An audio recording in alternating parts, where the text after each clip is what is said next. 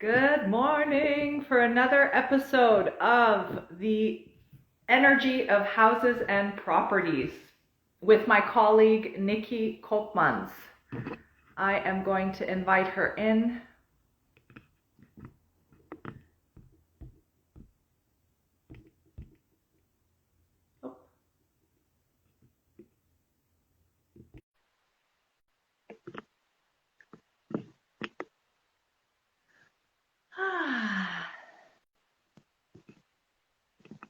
Yay.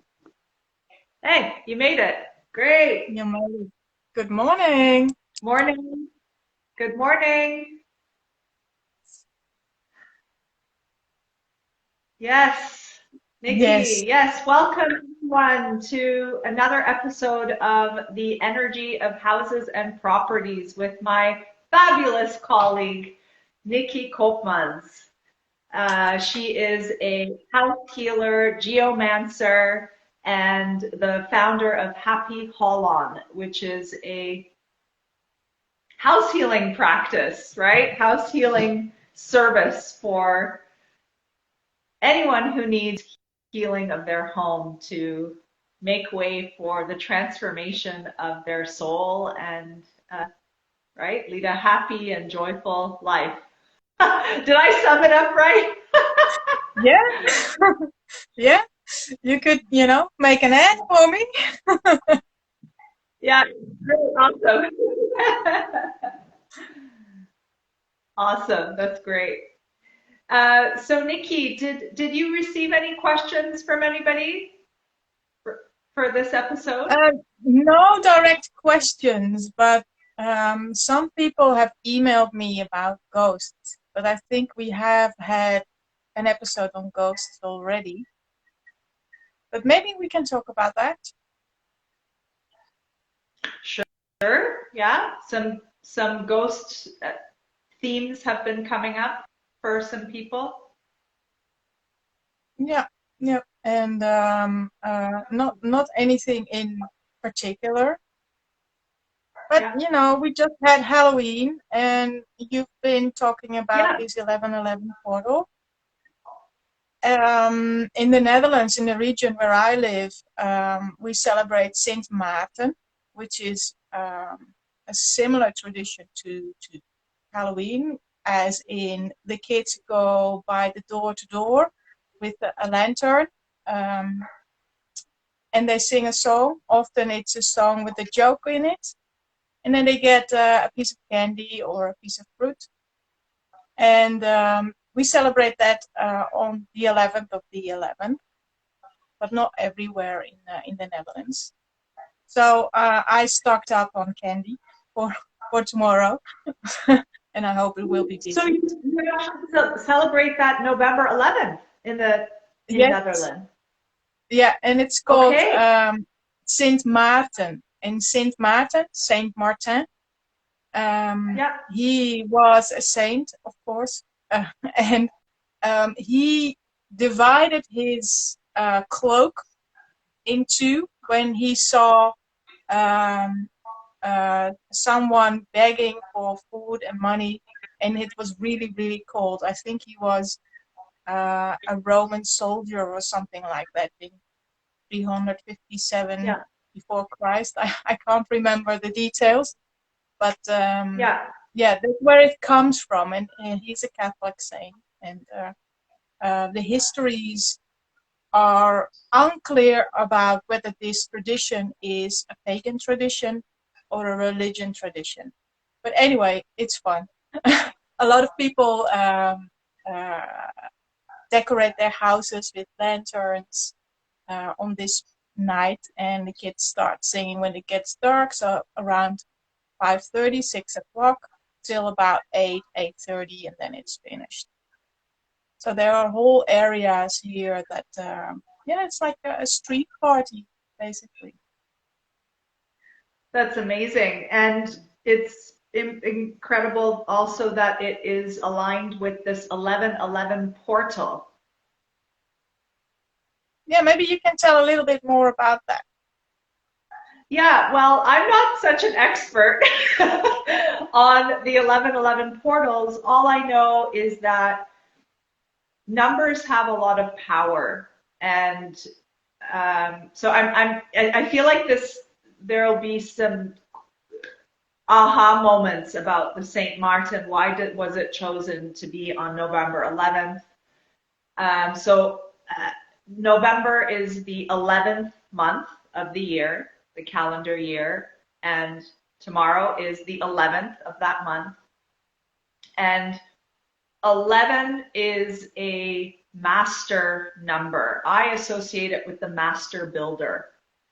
And, you can get a sense of also when you look at the number 1 and 1 standing next to each other, you have this feeling of the two columns, like that there's a vertical support, a structure. And when you add another 11 to that, that becomes 22. And when you add another 11 of that, that becomes 33. And I'm not an expert in numerology, but the 11, 22, and 33 are the master numbers, and 44 as well. I can't tell you why, but they're special numbers gifted to us from the mathematics of the cosmos. And when we align on certain dates, 11/11, maybe at 11 o'clock in the day, there's a certain portal, a power space, a power realm that opens up for us to be able to receive messages, insights, connect with spirit in a much, more of a fast track, like the express bus to consciousness. And many cultures are preparing for 11/11. Many spiritual groups are preparing for 11/11. Many spiritual people are preparing to post things on 11/11.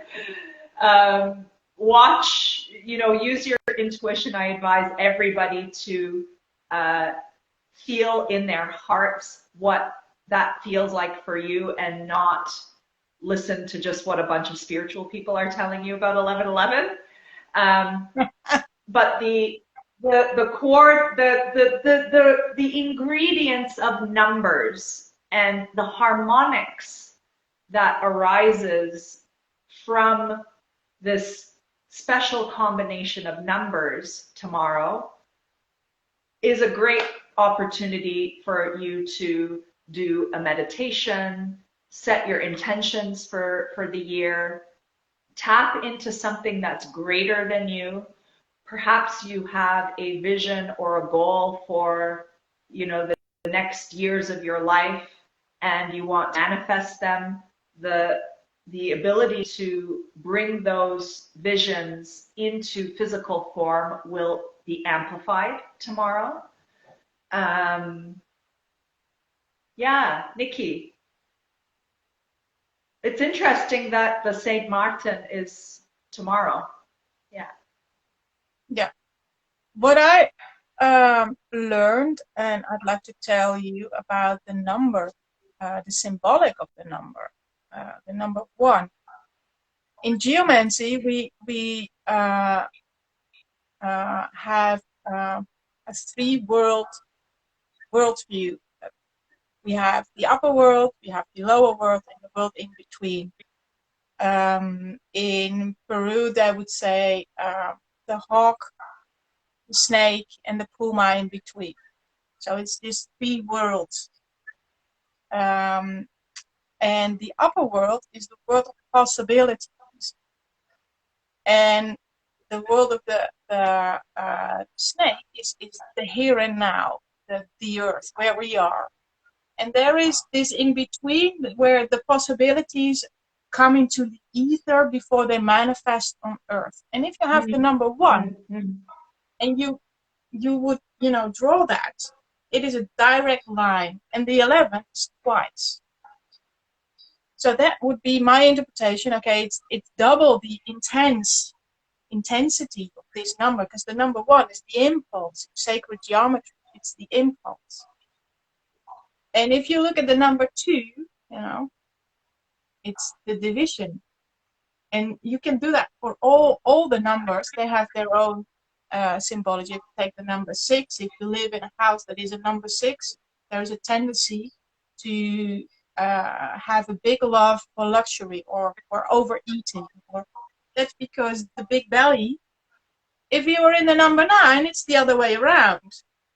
So it's all symbolism, but the number 1 and the 11 we talked about today is twice this direct line. There's it's like a blitz. It's an impulse. It's the first. So yeah, use that energy if you're up for it. Yeah.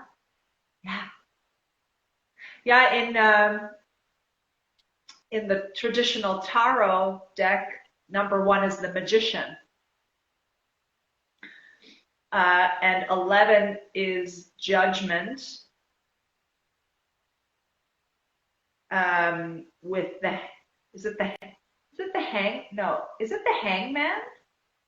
I don't remember now, actually, because I've been connecting more with my Egyptian gods and goddesses card deck, and 11 is actually Bast, which is the cat who is very sensual, brings desires into form. 1 is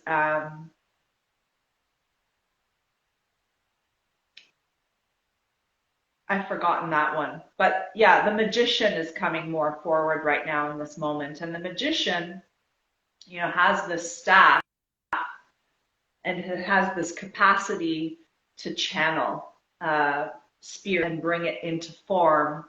Especially, but the magician has a bunch of stuff on his table, right? That form the container, the energetic vessel, and heightens it to make that channeling. And the numbers 11 are in itself creating the magician's table, the amplification, the ability to channel that information. Yeah. I'm curious, whoever has joined, has anybody been feeling a ramping up of energies? There was a full moon as well. I'm curious if anyone is experiencing it. If you feel what you want to share, you can add in the comments. I mean, these days are important days to explore with, to experiment, to see what you're feeling, what your body is feeling. As a temple builder, that's coming through right now. Okay, I've just called myself a temple builder. As an ancient temple builder, these days are important for, maybe doing a foundation stone ceremony before building a temple or a building, to really anchor in the visions, goals, dreams of, to anchor in higher consciousness into the bones of the foundation, the bones of the building, the temple, and you can receive the blueprints. Also, if you're doing visioning work, let's say you're developing a project, have a vision to create a community, have a vision to build a sanctuary. It could be a garden, it could be your home. You can use the power of tomorrow, of 11/11, and ask the cosmos, the great cosmos, because the cosmos has all the information, the blueprints for very harmonious and also modern and contemporary plans for what would be most aligned with your soul's highest purpose. really important to be specific about your particular desires, your soul's dreams, what you hope, and what you, actually I don't like that word hope, what you want to manifest as a vessel, a temple for your soul's unfolding. I hope that this is clear. I'm speaking a bit more as in a more of an esoteric kind of way, but these days are extremely powerful to make use of. Yeah. Yeah, I'm picturing all the children outside too tomorrow and on this special day in Holland. Yeah, yeah.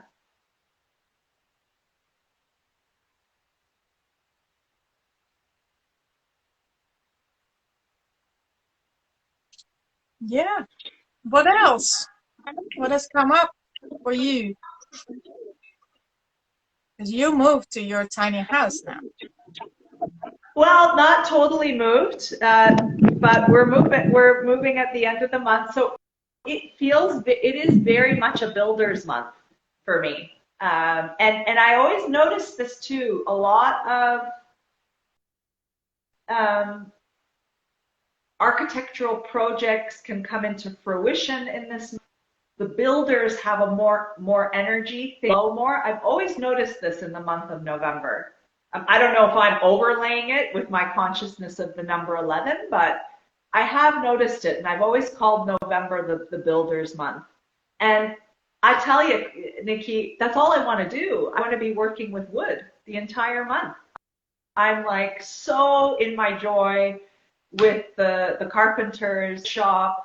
And, you know, I'm finishing the floors here in the tiny house and working on the steps. And my husband now is next door at the main house. They're getting the guardrails measured up for the balconies. And I'm in this space and place of wanting to make things with my hands. And bringing spirit into form, really making things into form. So that's where I'm at. I'm very much active and excited about anchoring myself here, so I get to know the land more as well, and ask it more questions, ask what it wants to be in certain corners, in certain spaces of the property. And I'm learning a lot really as I go along and slowly move the energy of my family, right? Like, it's like we're consciously here, but our physical bodies are not 100% here yet. And it's, you know, it's a learning process, and to really listen to what is good for my family. What kind of a garden space would flow the best for my son to allow him to be able to run around. And, you know, we're envisioning together a treehouse to build with him. I'm wanting to build that myself with him, with the help of some strong hands. And that's just totally lighting me up. You know, part of it is creating in the moment and collaborating with your family, and being open to what wants to birth through. Yeah.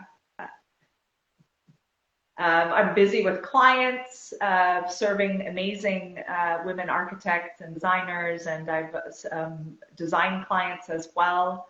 And just so excited. There's just so many people who are at the cusp, at the threshold, at the crossroad of really wanting to transform the way they work, and build the new earth in tune with what brings their soul so much joy, whether it's creating a new business, a design practice, or building a new community, or building their home, their sanctuary. That both are an act of stepping into the new paradigm and relinquishing being a slave to the old system, um, being in this survival consciousness mode, and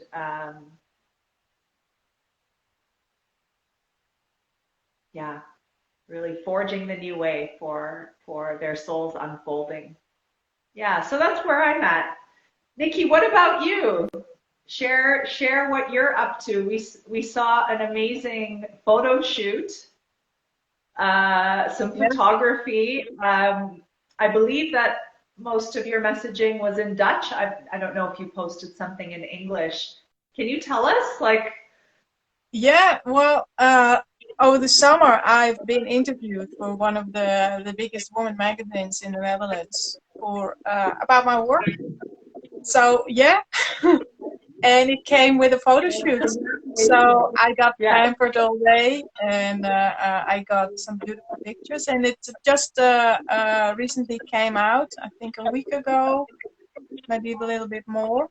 So I was allowed to post those pictures, and I think I made a couple of reels, so you can have a glimpse of the piece. And it's a wonderful piece. So if you're in the Netherlands, go get the Vrouw Glossie and read it, because I'm really happy with the interview around it. Yeah. Yeah. So you And shared about Happy Holland and how you work with clients. Was it focused yeah. on the house healing? Yes. Yes. What did I do, and how did I come to do that? And how do I work with people? So yeah, it's really That's cool to be in awesome. magazine. I can't say it's really cool. It Yeah, is and the really pictures cool, are and yeah, you shining and radiating in those photos. It's congratulations, and yeah, that this makes me happy to hear that more people in Holland and in Europe will hear about your work and realize how important it is to take care of your home, because your home is your body, your body temple. Yeah. yeah. And yeah. Talk about bodies. That's the other thing I've been doing. A lot of things happened in the last 2 weeks. I decided to become a trainer in cold and breathing. So you might have seen some pictures of me in an ice tub, and I'm Yes. researching all these things about breath and cold, and it's really amazing. It's really an extension of connecting with the environment, because breath is life, and cold brings you to breathing. So it's really an intensifying of engaging with the environment in a little bit of different kind of consciousness. And yeah, I'm on that discovery tour now, and yeah, the first people showed up already who want to be coached, so that's cool as well. So we'll see Yeah. how that will evolve into this whole connecting to nature and your home. And yeah, it just needs to be, integrated a bit more, but I'm really enthusiastic about it, and people around me as well. So we'll see what happens. If you have wonderful ideas, just let me know, write me an email or send me a DM, and we go from there. That's But awesome. it amazes me how unaware I was in a certain piece of, connecting with the environment. So yeah, it will deepen over the next coming months. And yeah, we'll Yeah. probably talk about it some more. I can imagine too that as you coach people through connecting with your bodies through cold exposure, to the cold water, cold dipping, and the breath work, I'd be curious to find out how then they become more aware of their environments as a result of waking up their bodies. Mm-hmm. Yeah, me too. Yeah. I know Yeah. what the cold swimming did for me, so I know the practice, but the theory behind it is really, it's incredible. Yeah.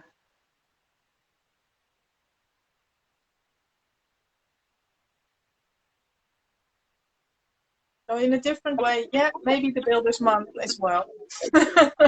In a different way. Building the body temple. Yeah. Yeah. Which is a very deep, deep topic. Actually, the Noah's Ark is coming to my mind right now. I think it was in one of Steiner's lectures. He talks about the deep meaning of Noah's Ark, and that the Noah's Ark is the dimensions of the human body plus, I think, the etheric element of the human body or something, and that during the flood, I mean, this is the time of Lemuria, I believe.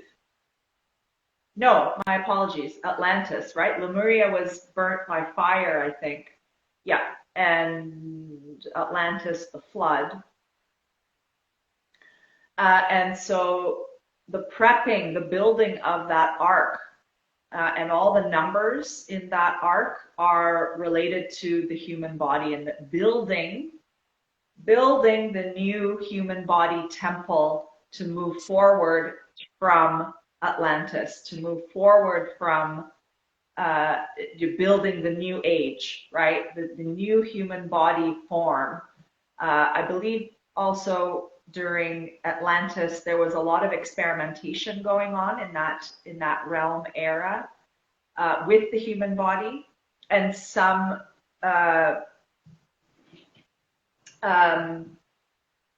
people tried to, some beings tried to distort the human body, and were doing a lot of experimentations during that time. They had a lot of access to quite advanced technology in these really, really, really, really, really, really, really, really, really, really, really long ago, gazillions of years ago. And yeah, I remember that. I'm not an expert in it, but that the building of Noah's Ark. And so there's something about that. When I see you swimming, when I see Wim Hof doing his cold experiment, right? Like there's this prepping of the body, the building of the body that is occurring as you are doing, and you're doing your swims. I know you're also doing your swims. And to me, as the temple builder that I am, through my lens, I can really see your bodies changing in such a way that they turn into temples for your breath, like Noah's Ark. Yeah, maybe I should look at that lecture up from Steiner. Sounds really interesting. Yeah, it would be good if I found it. I think it was from the temple. Yeah, it's a book that's in Canada now in storage. Gotta find it. There is an archive online, the Rudolf Steiner archive. Um, yeah, Noah's Ark is a deep, deep topic. Yeah, we've got a great from. Thanks to your talk about cold showers during your house visits years ago, I started cold showers in August. Woohoo! Yeah. And what does it do for you, Goedele? Would you like to comment on that? Okay, this is so my cue to start as well. I'm like, I'm starting. Okay, I'm starting. I'm saying it. Integrity is very important. I'm starting it. I'm starting it. Good. So yeah, with guidance. Yeah, I'm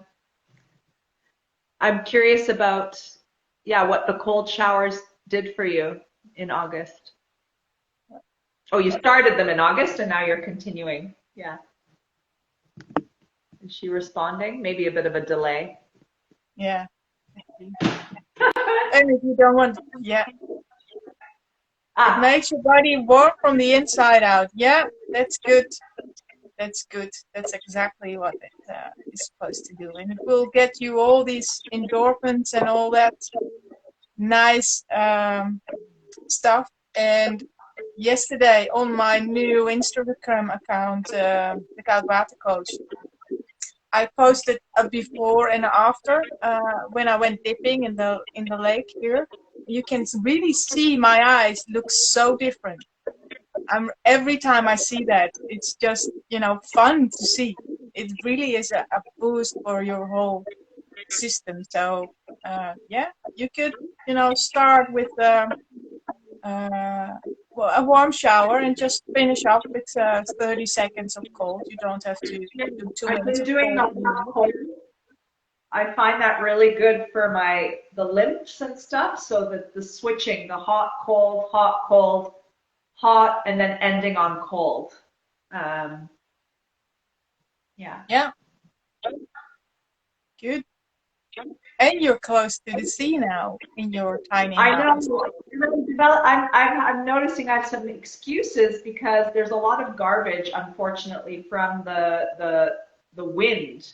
So I've got to find. There's another spot that I could go, like and some things that are a bit concerning about that could actually maybe not be so healthy for me.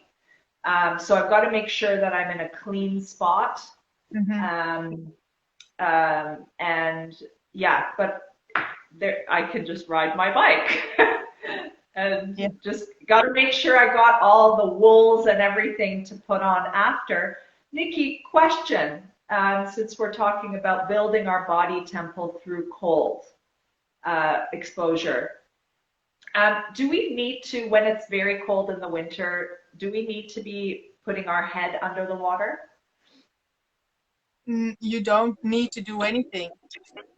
Okay, But okay. if you do Because that, you know, there's you how, could. how, You yeah. could. I when I go dipping, I usually don't because I don't like to cycle home with wet hair. That's the logistics that I'm wondering about because I've got my bike here and I just want to make sure that I'm not in the wind with cold hair. Yeah, okay. I just don't like it. But you don't get a cold from wind. You get a cold from a virus.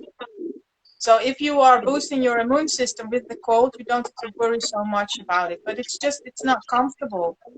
And Yeah. if you do a dip with your hair wet, just put on top of it a hat anyway when you cycle home. Okay. All right. So it's whatever you like. I usually don't, but I have friends who do and others who Yeah. don't. So Okay. It will still, just because I'm wondering, is it like something with the top of the head that also needs a bit of the cold? Yeah. Okay. Got when it. I go swimming now, I have a neoprene hat, a Yeah. swimming hat, and that helps me to stay in a bit longer because otherwise you can get a brain freeze. Right. But it depends. It depends on your body, and you really need to make sure that you feel comfortable. And Yeah. if you're comfortable, then you need to get out. Yeah. And doing it very safely and following the protocol. Yeah. Yeah. Yeah. Yeah. Woo! Congratulations, Nikki. Amazing. What stamina, what devotion, what dedication, what commitment. That's a big accomplishment and congratulations to your team too, because you've all been supporting each other with the cold swim. So that's awesome. Yay. Yeah. And that counts for anything. It counts also for being aware of your environment. You can do that with a couple of people together as well. Sit in your garden and instead of having just a cup of coffee, have a cup of coffee and tune in Yeah. and Yeah. see what Tune you in. can tell each other about, the environment. Yeah, it's a really good idea. And to also take some trips to some special spots. in the region, right? That's a good excuse to get out in nature. And if you feel that you're not such a hermit character, maybe you enjoy being with other people and interacting and having a buddy, right, to go hiking or, right, find some spots. If any of you are dowsers, and if any of you are, even if you're a beginner with pendulums, you can take a map of a region that you're in and ask the pendulum. I mean, there's a bit more of an order of what you need to do to make sure that you're clear and aligned to be receiving the right information. I'm speaking to the people who may already know that. You can connect and you can you ask very specific questions and be guided to certain power spots. What was that? That is my doorbell. Oh my God. Okay, that was like, yeah. Okay. I'll let it go. Yeah. Okay. Yeah. Connect to certain power spots in the region. Maybe you want to do that with a couple of your friends tomorrow on the 1111 portal. Go to a special spot in the region. This could also be an old church, could be a place in the city. You don't have to be out in nature. It could be an ancient temple. Of course, I'm fortunate enough to be closer to these kinds of places where I am. I'm just looking actually across now to the direction of where there's an archaeological site, like just some meters away from me. And or you can go to a special spot by the river. Maybe there's a rock that you connect with, connect some rock energy, and tune in like Nicky recommends. Tune into the environment and notice how you feel in one spot versus maybe a spot that's 5 meters away. And then go to another spot, even if you're in the same, grounds of, let's say, the church or the grounds of this area that you're sitting by the river or walking by the river. Just do some micro adjustments. Change your position. Notice how you feel in each of those spots without talking too much in the beginning. I would recommend with your stay in a space of quiet and listening, even if you're with friends, and then come together and share your experiences. Share your experiences. Yeah, and keep in mind that wherever there is a boundary of some kind, it's always the place where you feel the change the best. So if you beforehand you get yourself in some kind of neutral zone, just think about an event you were and you feel just happy, okay, relaxed. And then get into this space of where you're going, this space at the river, or this tree, or this rock, or this church, and compare notes. You make a mental note, okay, this is how I feel now. I have maybe a little bit of stress in my back, and my toe hurts, and I have an itch here. And this is how I feel, how I am in a relaxed state of mind. And then you go in. And then you do whatever you said, switch a couple of meters so you can really get into the flow of the space or visit and connect. Yeah. And let us know. Tell us where you went. Yeah, let us know how it went. Let us know what you're doing tomorrow on the 1111 portal. Some homework. 1111 portal homework. Play work. Yeah.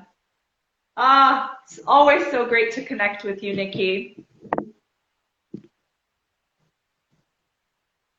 Yeah, same here. Things just, show up.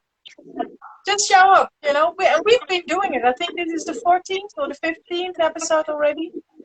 So, yeah, We've been doing it for a thank you for while. hanging in there with me. It's just Oh about yeah, showing up.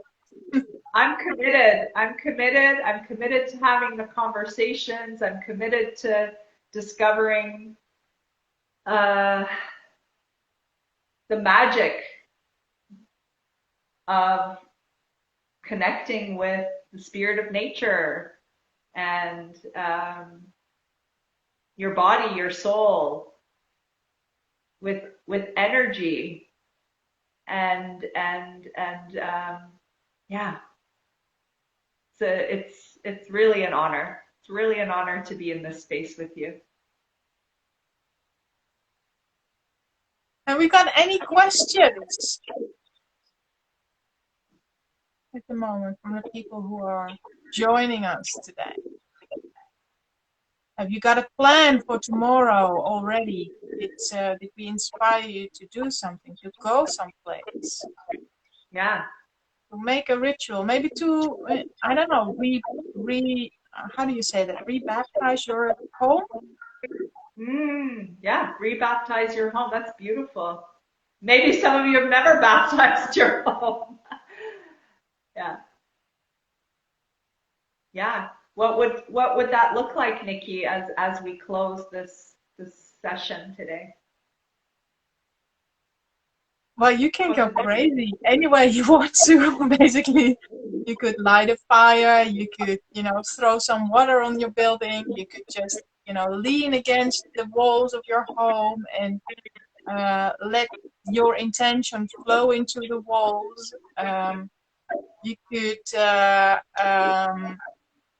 if you have a cornerstone and you know that because you built your home many years ago, do the same ritual and just, connect to the particular stone in the order you did before.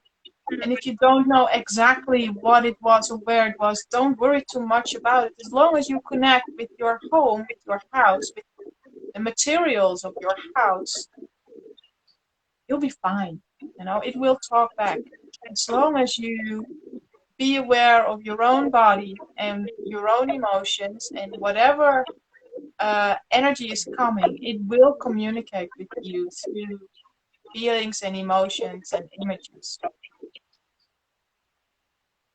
So yeah, make it a ritual. Or if you are in the Netherlands, go with the kids, go around the streets, and when people open their door, just sense the energies of the different houses. It's just practice.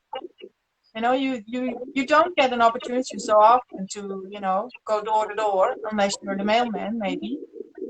And it's just really interesting to just do that and just sense the different kind of energies that flow out of this portal of our house. The front door is the most important energy exit and entrance of a house. So yeah, see what it does with you, for you.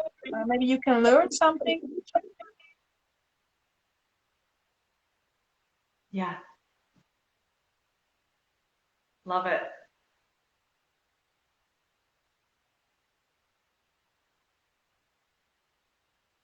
Bringing some water too can be a good part of the baptism, right? You can work with the elements as well.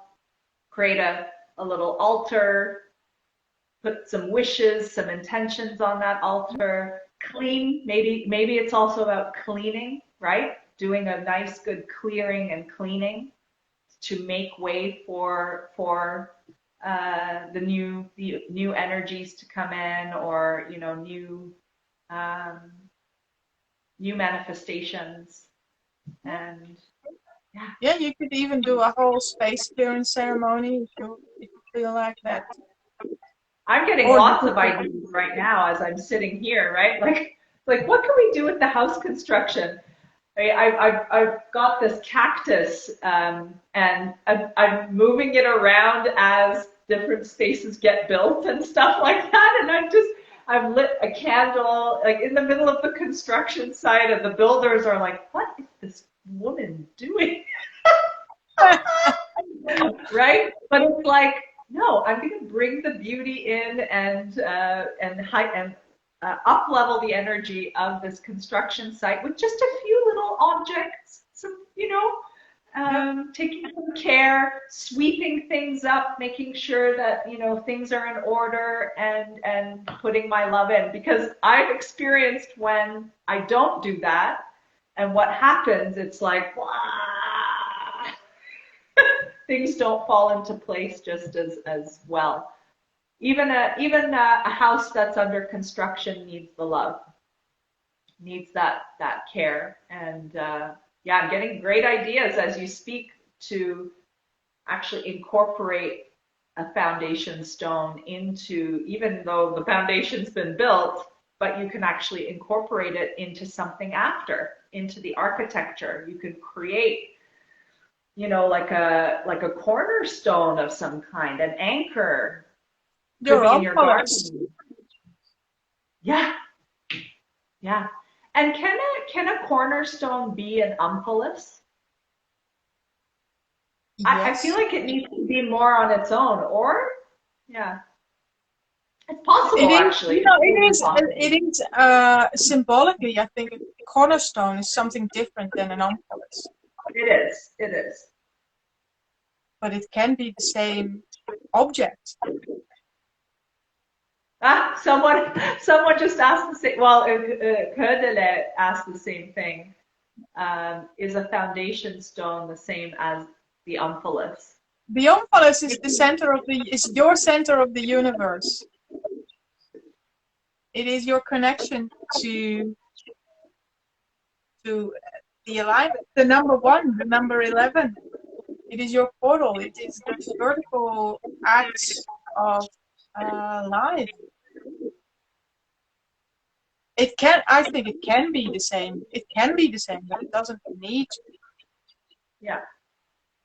And I think a cornerstone, I always see really one corner of your home. And usually a corner, whether it's from the inside or the outside, is aesthetically maybe not such a nice place to have an altar.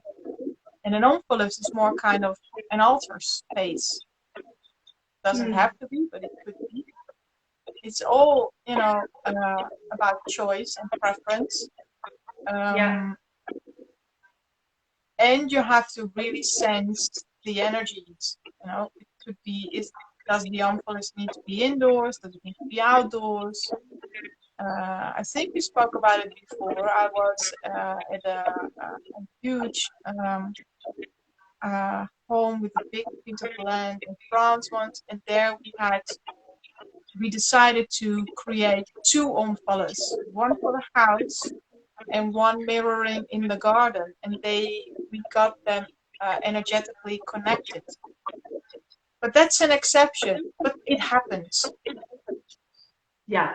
So yeah, it is a whole different kind of subject. Just look in our episodes about the umphalis. We spoke about that a lot more. Yeah. And if you have questions or need help, just connect with me, and I'll come over and help you. Yeah. Awesome.